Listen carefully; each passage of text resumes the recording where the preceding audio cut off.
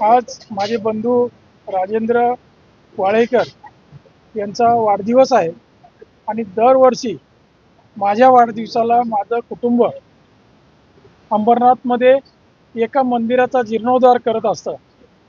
परंतु यावर्षी नव्हे तर गेल्या वर्षापासून ज्यांना आधार नाही अशा महिला, ज्या अगदी वयस्कर आहेत, जे आपल्या घरामध्ये एक वीटसुद्धा लावू शकत नाहीत, अशा महिलांना त्यांच्या घराचं रिपेरिंग करून पूर्ण नवीन बांधून त्यांना पुढचं आयुष्य सुखाने जगता यावं, त्यांना त्या घरामध्ये राहता यावं, अशा प्रकारची 2 घरं यावर्षी राजेंद्र वाळेकर यांच्या वाढदिवसानिमित्त गेल्या 2 महिन्यामध्ये त्याचं काम चालू होतं, ती बांधून दिलेली आहेत.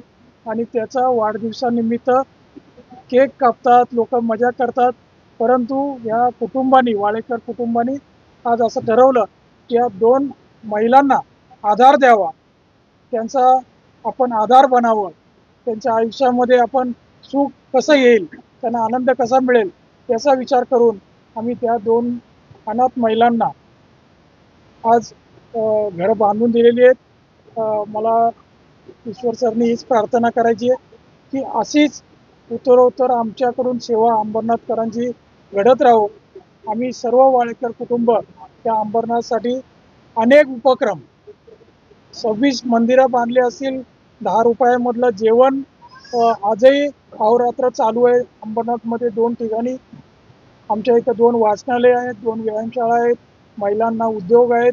असे अनेक उपक्रम अंबरनाथकरांसाठी आम्ही करतो आणि त्यातला हा सगळ्यात अत्यंत चांगला आणि महत्त्वाचा उपक्रम राजेंद्र वाळेकर यांच्या वाढदिवसानिमित्त आज आमच्या हातून घडला आहे, हे आम्ही आमचं भाग्य समजतो.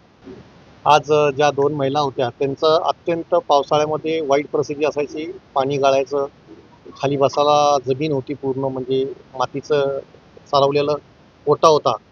आणि ते आम्ही गणपतीमध्ये फिरत असताना आमचे योगेश गोरे, दिनेश नलावडे आणि रमेश भाऊ सगळे फिरत असताना त्या दोन्ही घरं त्यांनी आम्हाला बोवापाड्याच्या कार्यकर्त्यांनी इथं दाखवली. आणि त्याच दिवशी आम्ही विचार केला का ही 2 घरं आपण बनवून त्यांना त्यांची सेवा करण्याचं आम्हाला भाग्य मिळालं.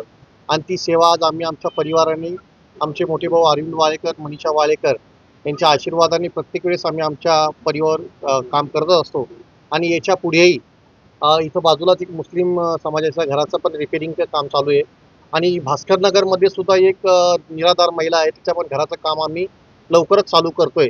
असे इतर घरं ज्याला राहण्यासाठी छप्पर नसेल, मंदिर मस्जिद बनवण्यापेक्षा एखाद्या गोरगरिबाला आपण जर घर बनवून दिलं तर मला वाटतं आपलं भाग्य समजतो. कारण का ह्याच दृष्टिकोनातून आमचा वाळेकर परिवार अहोरात्र मेहनत करून आमच्या स्वखर्चाने हे सगळं करत असतो. आणि आमच्या सर्व कार्यकर्ता, महिला आघाडी, युवा सेना यांच्या आशीर्वादाने आमचे श्रीकांत शिंदे, एकनाथ शिंदे साहेब यांच्या आशीर्वादाने हे सगळे कार्य आम्ही करत असतो.